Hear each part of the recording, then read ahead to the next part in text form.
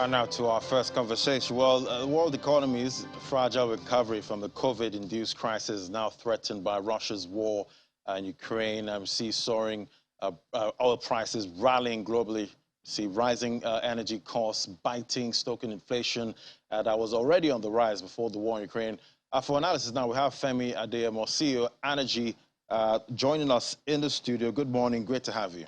Good morning, Laddie. Yeah, so thank you for having me. Yes. Good morning, Lagos. Good morning, Nigeria. Yeah. So first, it was quite interesting times. You know, right now. First, it was the pandemic. Right. You know, that saw oil prices go as much as to zero last time, and now we have this war between Russia and Ukraine sending oil prices to new highs. How are you seeing the markets right now? You know, like you said, it's interesting because, I mean, with the pandemic, oil prices,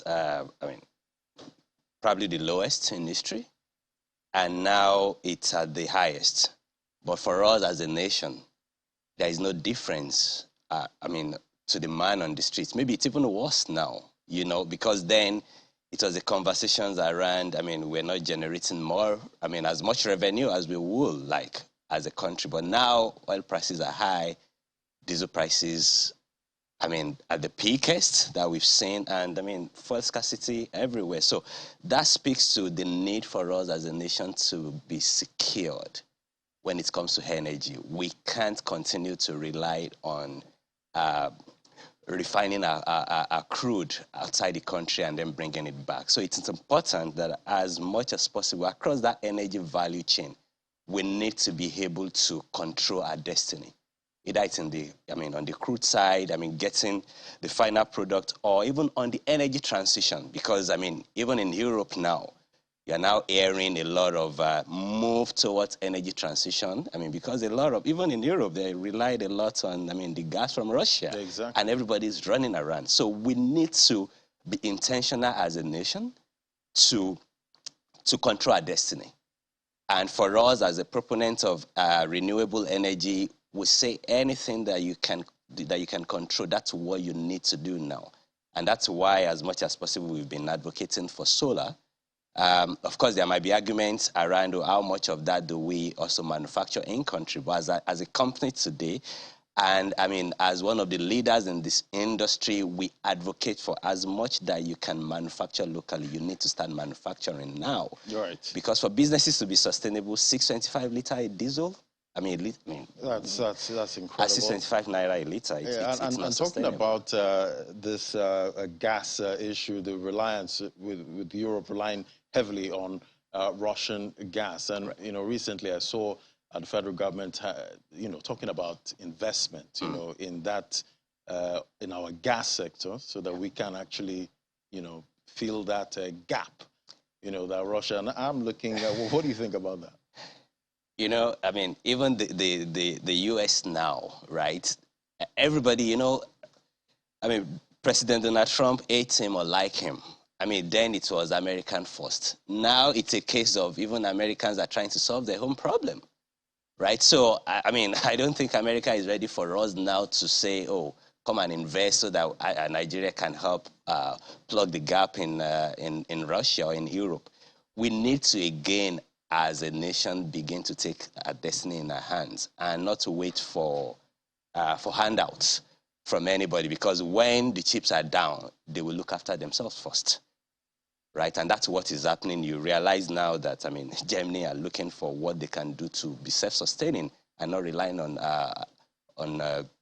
Russia again. So we need to look inward. What can we do as a nation? And to be frank, government had been doing, we know the decade of gas that is happening in Nigeria. We've also seen a lot of government support, even in renewable energy, but is it being channeled to the right sector or to the right sector of the economy? Because what we've seen in the renewables is most of the capital that is available now. Yes, we love people in the rural communities. It can reduce the rural-urban migration, but the SME that is the bedrock of the economy, they're not feeling the impact of what the government is doing. And that's why, I mean, you still see a lot of Nigerians moving abroad, and those are the brain power that we have that needs to stay here and help the government to resolve all of this conundrum that we are into today. Quite interesting. You know, you talked about soaring diesel prices Right. Earlier, and obviously this is more of a head cost for some of the businesses that rely heavily Absolutely. on diesel at this point, and it could actually lead to some of them actually closing shop the way it's going. So, how do businesses hedge against this risk right now? All right. I mean, fantastic question. My organization, of course, there are a lot of solar companies, so it's not about my company alone. But what has happened in the last 4 or 5 years is we've seen a lot of foreign investment into the renewable energy sector that has now allowed people to be able to pay for renewable energy or solar energy almost on an ongoing basis or pay-as-you-go basis. So the reason why a lot of Nigerian business owners or even homeowners had not switched was because of the initial capital cost. But now there are a lot of, companies like us and a few other ones that will say, you don't need to buy outrightly. How much are you spending on diesel on a monthly basis? I can install solar on your roof, either in your factory or in your SME or in your quick service restaurant, and then you pay on a monthly basis. So when diesel was 300 naira a liter, that made sense. Now at 625 naira a liter, it's made even more sense for Nigerians to begin to take that control of their energy consumption, because, the business owner that had switched 2 years ago, a year ago, they have a fixed cost.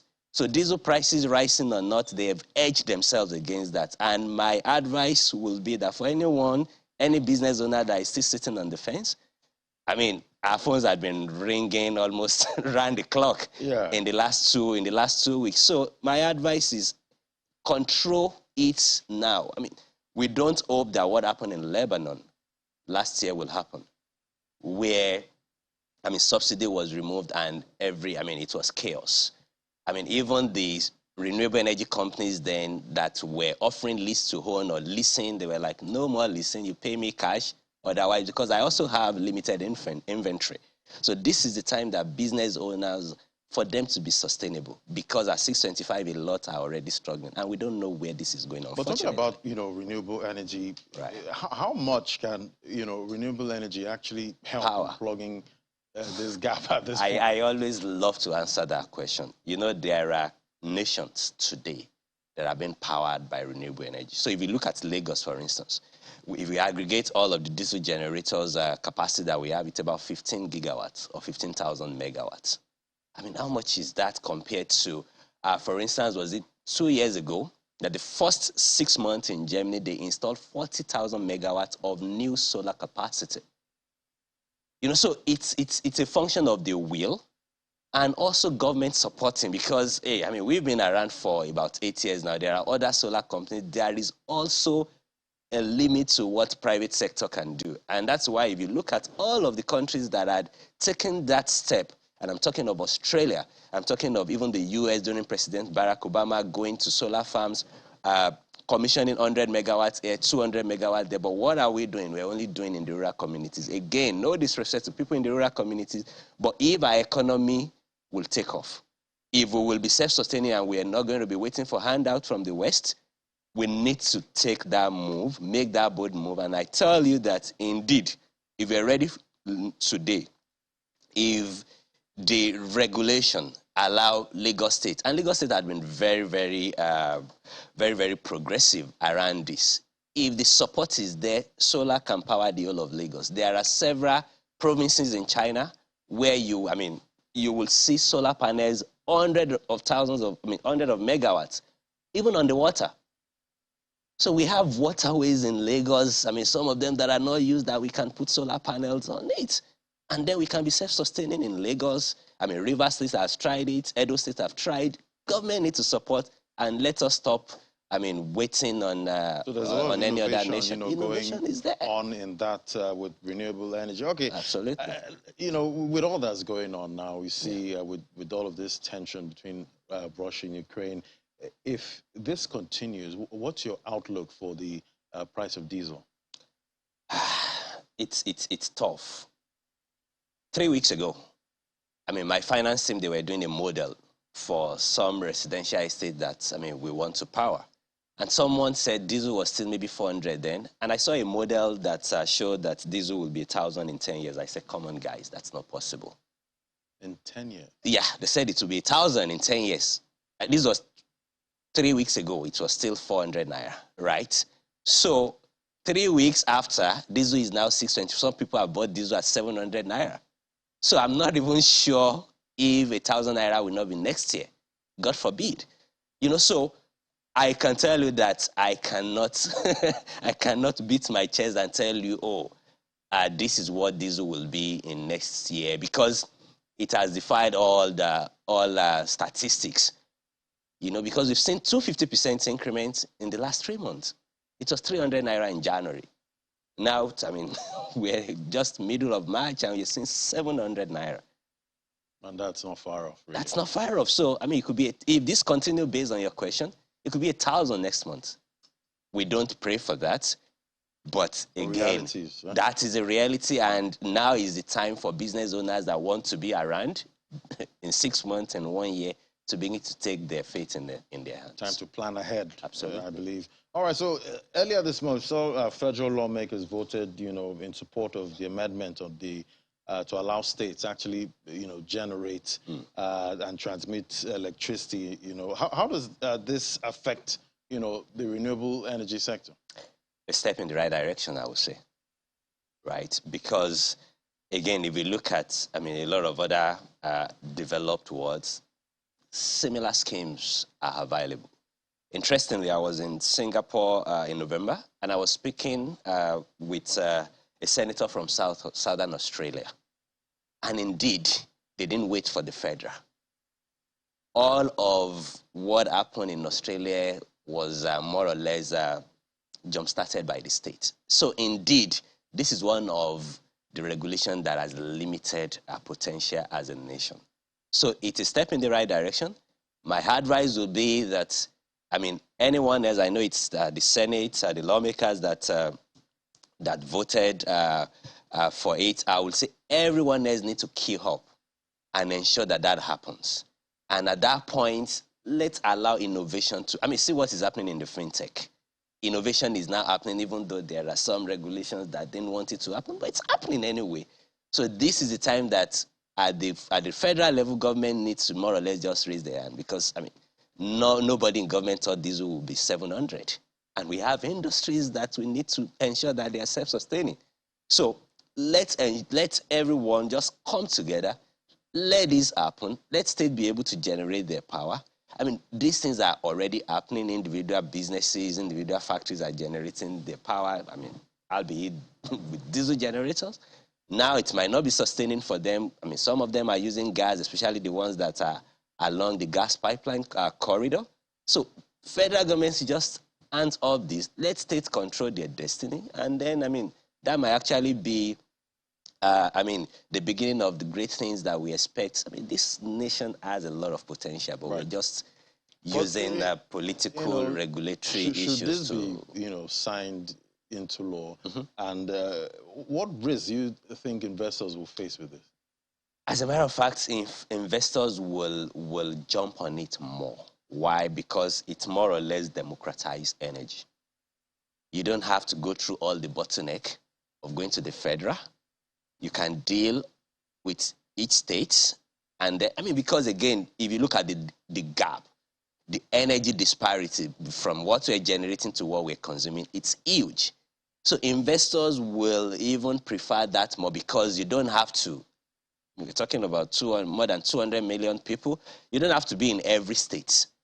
So investors can decide to be in Southwest, right? And you do Ogun State, you do Oyo State, Osun State, or you could prefer to stay in the North, and do your thing in the North. So that will even, catalyze, because, I have 3 foreign investors.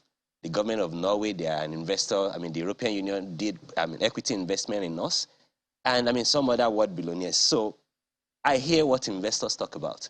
And some of their concerns is regulatory. So if we democratize it and allow states to do their own thing, you will see a lot more investment coming in. And even the local banks, the local financial institutions, the local investors, local investors will also, I mean, be able to plug into that. Whet and their appetite also. Absolutely. All right, so I'll take you back to solar now. You know, there's been complaints about durability, you know, and reliability. You know, what would you say to, you know, that average consumer there thinking like this? All right, so I'm not going to sit here and say, oh, I've not heard of such complaints before. And I think it's not unique to solar.